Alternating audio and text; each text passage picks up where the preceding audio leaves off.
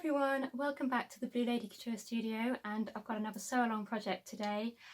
I'm working on my Frozen 2 themed Dapper Day dress, and as you can see it's on the mannequin behind me because I have already started work on it. So what I'll do after this little introduction, I'll insert some clips showing you kind of what I've been doing so far. So yes, I thought I'd just jump on now and kind of introduce the project to you, because it's been on the kind of back burner for a while, and it's high time I got this finished.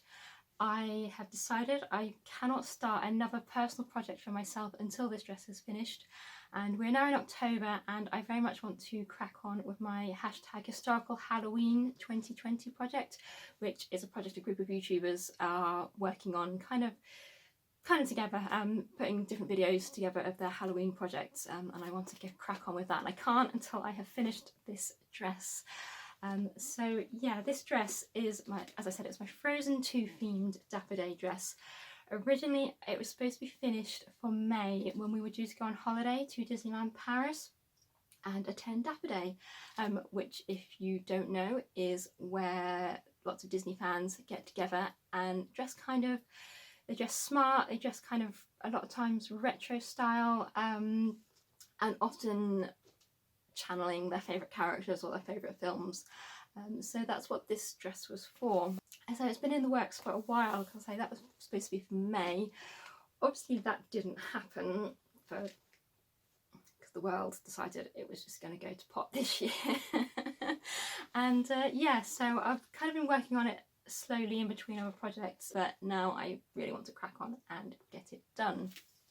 It's mostly together. The bodice is together, it needs finishing off, and then I need to attach the skirt to it as well, and then I've got to do the finishing off, which is all these lovely leaf embroideries to go on it as well. I've decided I'm going to try and film this project a little bit differently to I have some of my previous sew along videos, so do let me know in the comments down below if you like this style more, or whether you prefer my older style. I'm hoping that this new style, where I'm going to be a little bit more just vloggy, is easier for me to edit, because that's the bit I'm finding hard. I say I'm finding hard, my husband's finding hard. Yeah, it's the editing. It takes a long time, so I'm trying to film it a little bit more vloggy, so rather than cutting to different camera angles and showing you me physically sewing all the different little bits and pieces, I'm going to do more go away and do the sewing, and then I'm going to come back, kind of show you what I've been doing, and sort of jump on sort of like this a little bit more. So yeah, so do let me know if you think that's working, or if you don't. I'd love to hear from you. So you probably know I am a huge Disney fan, and I am an equally huge Frozen and Frozen 2 fan. So yeah, I love the original film Frozen, and when I heard they were making the sequel Frozen 2, which came out last year, I was, oh, this is amazing. And then obviously we started seeing little bits of details of the concept art and the trailers, and I absolutely adored the colour palette that they went with, that kind of, that perfect autumn day. So you had all the beauty of in the colour of autumn leaves, although they threw in a hint of pinky purple rather than just reds and oranges and golds, and it was kind of set against this backdrop of a beautiful frosty blue sky, and I absolutely adored that colour scheme. I wanted to do a more Frozen 2 themed dress rather than a specific Elsa or a specific Anna dress. I kind of wanted to use that whole concept of the film, the colours from the film, for my Frozen 2 dress. And then while I had this idea, I came across this fabric, which it's an official Disney fabric, and I bought it from a website, and it has an associated TV channel here in the UK called Create and Craft. It's mostly a shopping channel, but it's very focused on craft hobbies, so sewing, card making, all those kind of things. And they have, obviously they sell things, and they sell the Frozen 2 fabric, and they launched a whole range just before the film came out back in October last year. I mean, we were actually at a friend's house, and she loves having Create and Craft on in the background, just as her kind of just focus on things, and just have that going on in the background. Yeah, we were staying over theirs for a gig, and the next morning when we kind of got up, we were just sat down having breakfast, and she just had that on TV in the background, and of course they had the Frozen section come on, and I was like, oh my god, this is amazing. And they had this fabric which has got the beautiful kind of blue mist, and it does have little silhouettes of Anna and Elsa and Olaf, and has it got Sven? I don't think it has got Sven on it. No, it hasn't got Sven. It's Anna and Elsa and Olaf on it, kind of walking through the mist. And I just thought that's really pretty, and it's subtle as well. It's not like in your face character Disney fabric, which is okay, you know, but it's not really. I like to be a little bit more subtle in my Disney bounds. I saw that fabric and I thought, yep, that is the fabric. So I got my friend to order it on her Create and Craft account. So I'm very sorry, Amanda, that I tainted your Create and Craft account with Disney, but thank you very much. I restricted myself to just buying 2 meters because it wasn't the cheapest of fabric. It's a cotton print, and yeah, they're not the cheapest of fabrics, so I didn't want to push it to 3 meters. I thought I want to get it out of 2 meters should be fine for me to get a nice dress out of this. And yeah, and then when it arrived, it came as 2 separate meters. I've never had that happen before with a fabric company, so just something to bear in mind if you ever order fabric from Create and Craft. If you order more than a meter, it will come as separate meters. Yeah, it's not ideal because I then had to get the skirt panels out of the separate meters, but leave enough for the bodice panels as well. Luckily the design that I've gone for doesn't have too much in the way of big bodice panels, so I managed to make it work. But it was just one of those little things when it turned up and I was like, this is 2 separate meters. So yeah, just something to bear in mind. The design, so I've got my sketchbook here, which I'm going to show you the initial concept designs that I did for this. So I love the idea of the kind of the blue background, and then bringing in a kind of a leaf embroidery detail, just to bring those pops of colour out. So the purples or the pinks and a little hint of orange and yellow. I don't want too much orange and yellow because they're not really my favourite colours, but I do like them when they're combined in this kind of autumnal colour set. So the design that I'm actually going for is a combination. So it's this skirt with this bodice. I decided to go for a kind of a 50s summer dress kind of look. The idea being, as I said, it was supposed to be for Dapper Day in Disneyland Paris, which was in May. So I was kind of hoping that the weather would be okay, you know, to wear a nice summer dress. But then I had the idea of perhaps making a jacket or something to wear with it, or I could wear just a little cardigan if it did turn out to be a bit inclement. But also, we're hoping to go to Florida next year, so I really wanted the dress to be able to work for, you know, for both situations. So to have a nice cotton 50s style summer dress that I could wear without the petticoat in the nice hot Florida sun. I mean, I've never been to Florida before, so I was kind of going on what my friends have been telling me about it. Yeah, so just a nice cotton summer dress seemed like a nice option to have a little bit of Frozen 2 Disneybounding magic in my wardrobe. So yeah, so that was the idea. So I've gone for this kind of a halter neck style rather than anything that's got too much sleeves on it, and that also means I can keep the fabric quantity down as well to get it out of the 2 meters that I'd allowed for this project. The main problem I have found is that it's the skirt length, because I had to get I had the 2 separate meters, and I had to get the skirt panels out of each separate meter and allow in those meters the fabric for the bodice. It has meant that the skirt panels are probably a fraction shorter than I would have liked, which is something I can show you. You can probably just see on here, if it's cut to the waistline there, it's probably just about knee length, which is probably just about all right for me. I wouldn't want it any shorter than that.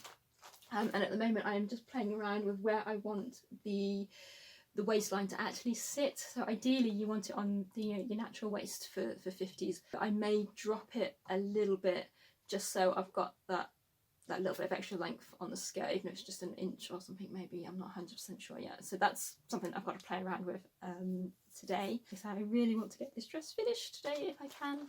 So this is the plan. So it's, where are we, this skirt, this bodice. I like the idea of perhaps doing a separate kind of felt shape on top as well, in a plain fabric which may match a jacket, but that's not essential. My main goal for today is to try and get the basic dress done and together. So I have got two. I need to do a fitting in the bodice, as I think I need to take it in a pinch here, and I definitely need to take it in on the back a little bit as well. Then I need to tack on the skirt and just kind of assess the overall length and whether I want to move it up or down a little bit, and sit it on the natural waistline. Then I need to face around the neckline and the top of the bodice here to give it a bit of structure and support. And yeah, a bit of finishing off really, put the zip in and start sewing the leaves on it. The leaves, which if I can show you,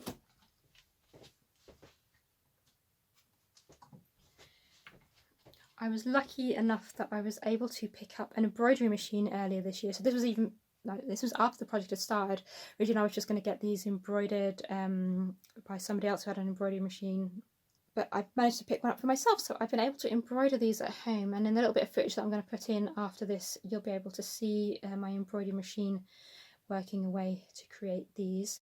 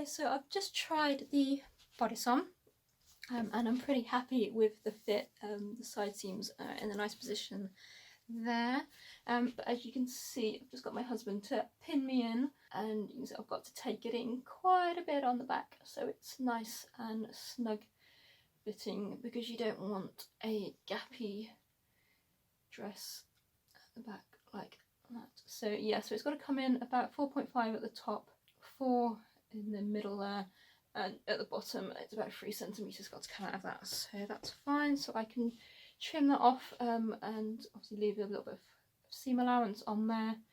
I can whiz that through the overlocker, and then I can look at attaching the skirt. I'm just going to tweak the camera angle down slightly so you can see. So on my natural waist is up here. So this is about 2 inches.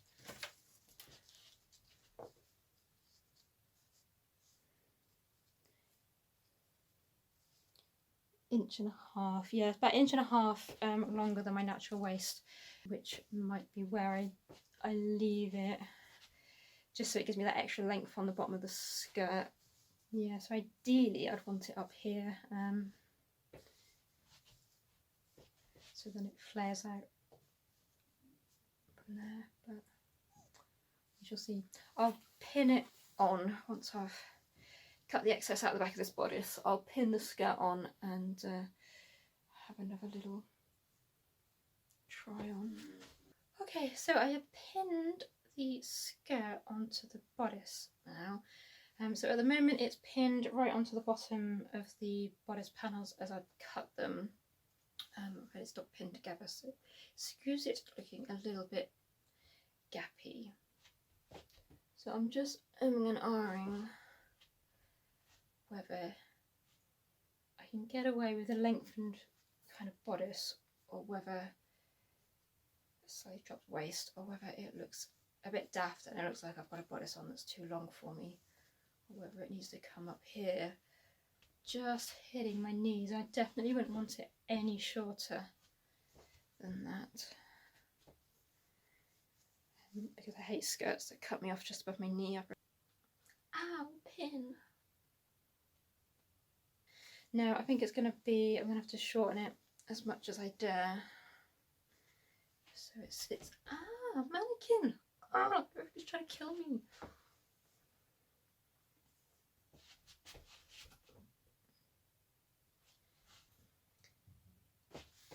Okay, so it's a little while later now, and I have tweaked the waist fitting, and I have put the zip in the back as well.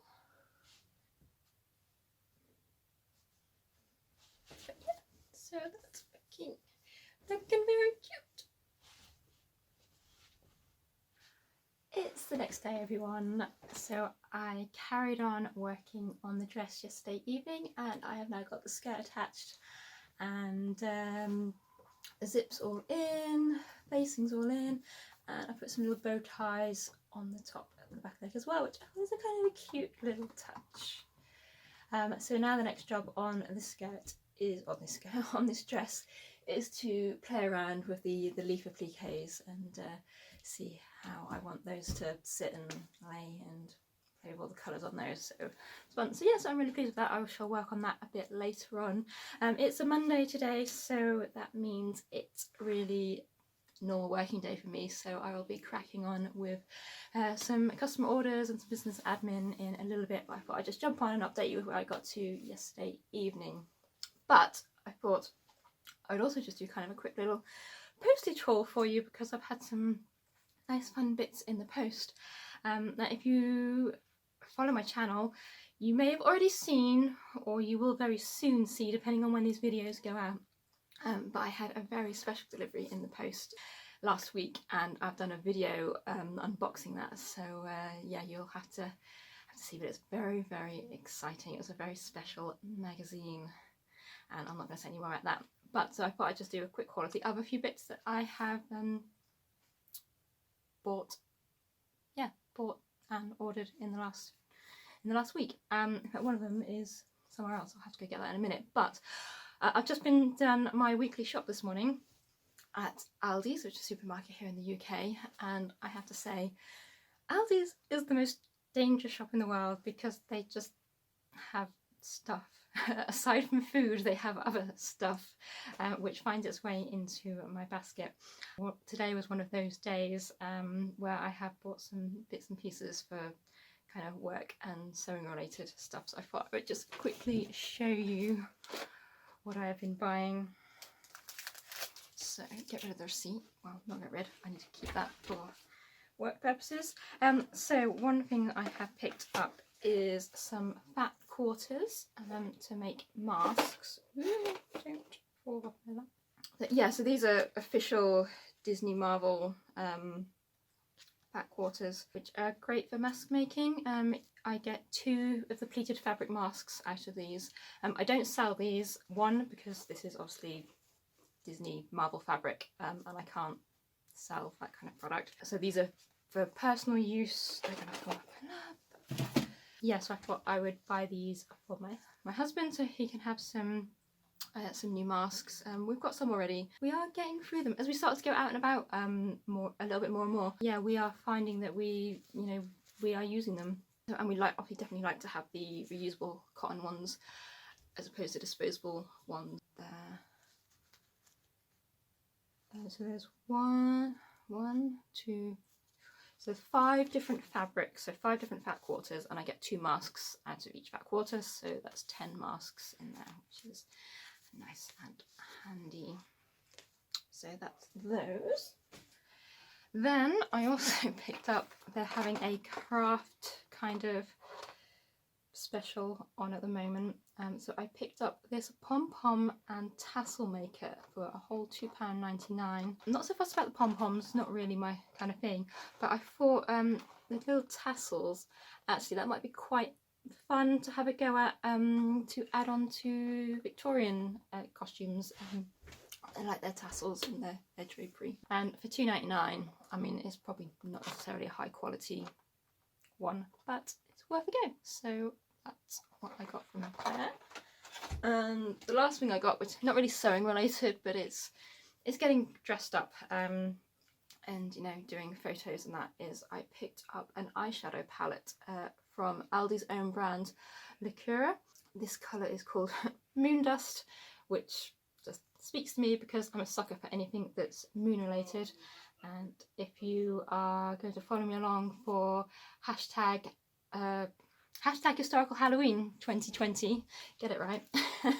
Yeah, I am doing a moony themed, night sky themed kind of dress, so I thought, well, this might be quite fun for when I get the outfit finished and do a little photo shoot. So yeah, so I've not opened that fully yet, but you can see the colours in the palette down there and an applicator.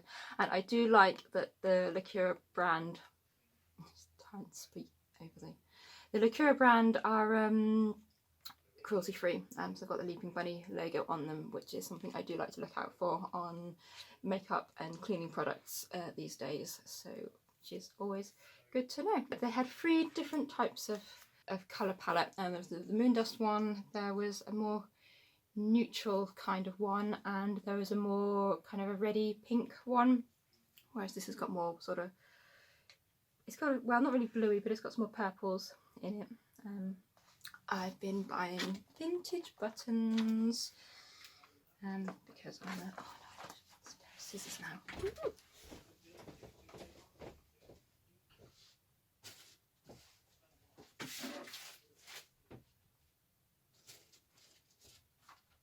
Have I put the scissors? As in not fabric scissors, right.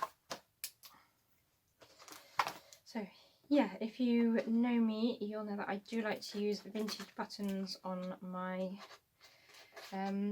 outfits and on my costumes. It just adds a nice little finish, I think. And there's hundreds, thousands of these things available. If you know where to keep an eye out. I mean, normally I would keep an eye out if I go to vintage fairs, antique shops, that kind of thing. You can normally find dozens and dozens of buttons on there, but you can pick them up online as well, on eBay and places like that. Yeah, normally I'd be, keep an eye out over the summer months when I'm out at fairs and festivals and pick them up as I go along, but obviously I've not been able to do that this year, so I've had to resort to keeping an eye out online. So yeah, so I went a bit mad, I have to say. Ooh, pretty. Okay. Right, so there's 2 odd random little loose buttons, which are not what I've ordered, so I don't know quite where they're from, but okay. 2 little odd buttons. And then,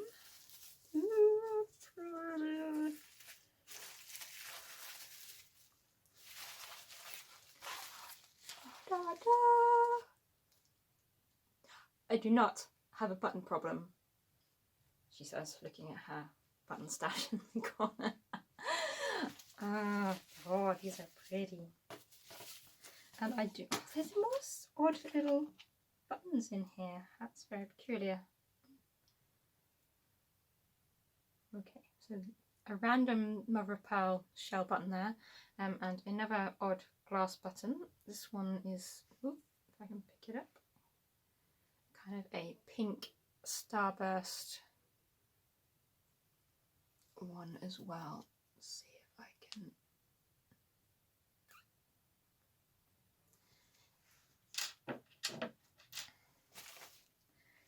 Then I've got, some of these are for are actually for customer orders. So I've got these red glass ones, which you probably can't see very well.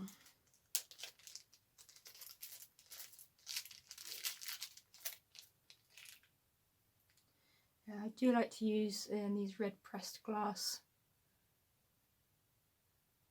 And I don't know how well that's focusing. Now, a lot of these are from sort of the 30s, 40s, 50s.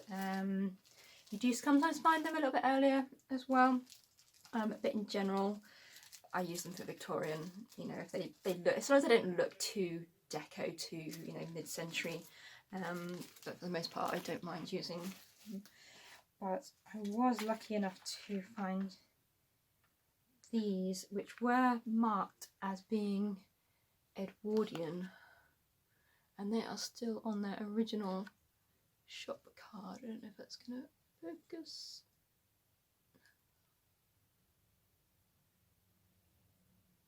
Oh, it's not going to focus.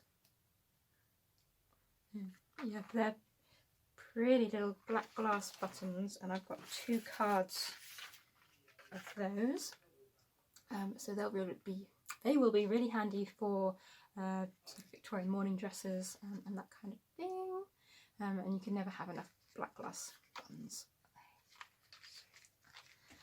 It's fab. And then I've also got these. These are also glass. So these are lovely, kind of dark inky blue.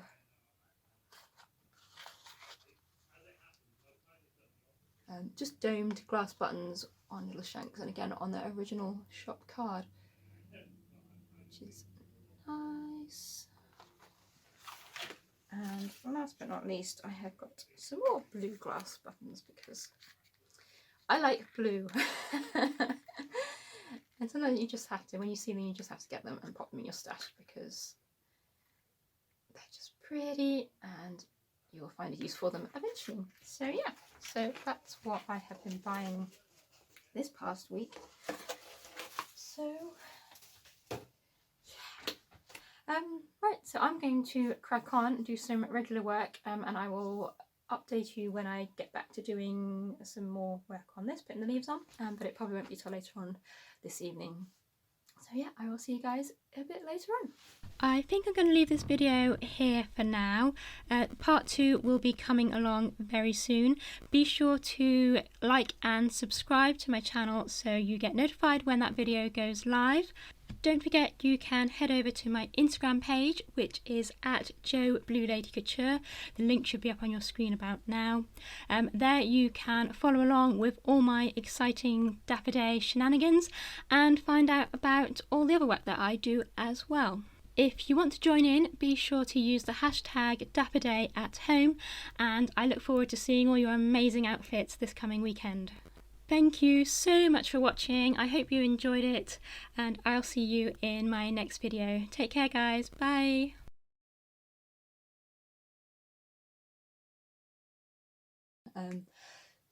Sorry, I keep saying I do apologise. I'm trying to get better at not all the time. I promise. I'm trying. So, and I say so a lot as well. So I'm sorry for saying so.